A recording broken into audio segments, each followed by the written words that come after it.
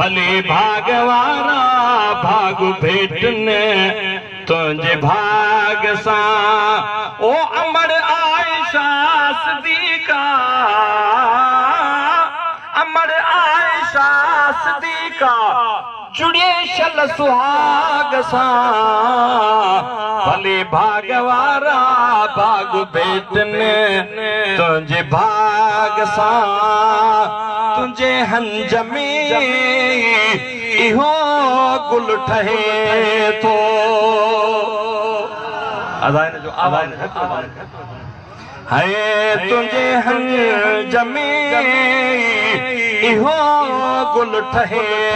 तो ओ अञा ताईं मोहम्मद तुझे घर रहे तो ओ अञा ताईं मोहम्मद तुझे घर रहे तो ओ हड़ई मागरी सकन था हड़ई मागरी सकन था अमर तुझे माग सा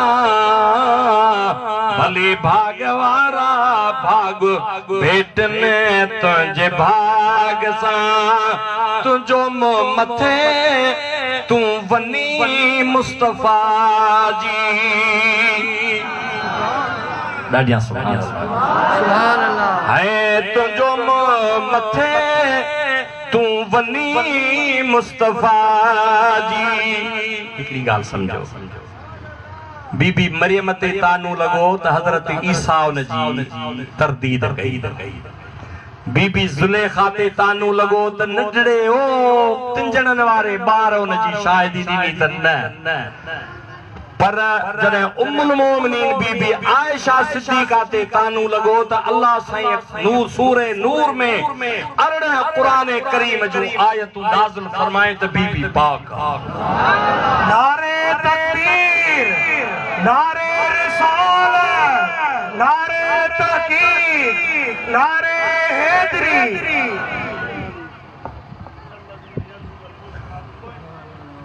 अल्लाह से कुरान में फरमाया था इन्नल लज़ीना यरमूनल मोहसनात लुइनू जिन पाक दामन औरतुन जे मथा ताना आया उनन जे मथा अल्लाह जे रसूल जी लानत हाय तुझो मथे तू वनी मुस्तफा जी है तुझो मथे तू वनी मुस्तफा जी ओ अगर दिल दुखोई जनी मुस्तफा जी उन्हनि के शैतान बंद क्यों उन्हनि के शैतान बंद क्यों छिके पंहिंजे वाग सां भले भागवारा भाग भेटने तुझे भाग सां। हिकिड़ो भेरो उम्मुल मोमिनीन बीबी आयशा सिद्दीका पानी पे पीतो नबी पाक फरमायो ओ आयशा इने पानी मां रसूलुल्लाह जे लाइ पानी बचा बीबी साहबा जै वटे मुबारक में जै गिलास मुबारक में पानी पेते पीतो बीबी साहबा बचायो हुजूर हथ में वठी फरमायो आयशा मुखे दस त तो किथा थे पानी पीतो त मां मोहम्मद बि उतां ही पानी पानी ये रसूलुल्लाह जी वनिया हुजूर जी घरवारी आ कोशिश कयो नबी साईं जन घरवारन जो ख्याल कंदा होया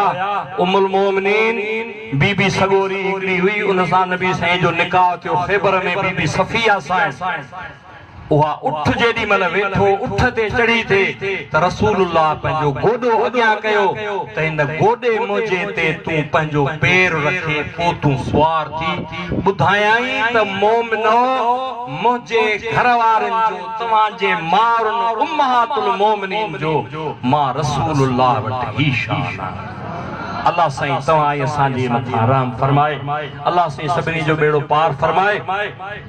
अल्लाह से असांजी हाज़िरी कबूल फरमाए वमा अलैना इल्लल बलागुल मुबीन व आखिर दावाना अल्हम्दुलिल्लाह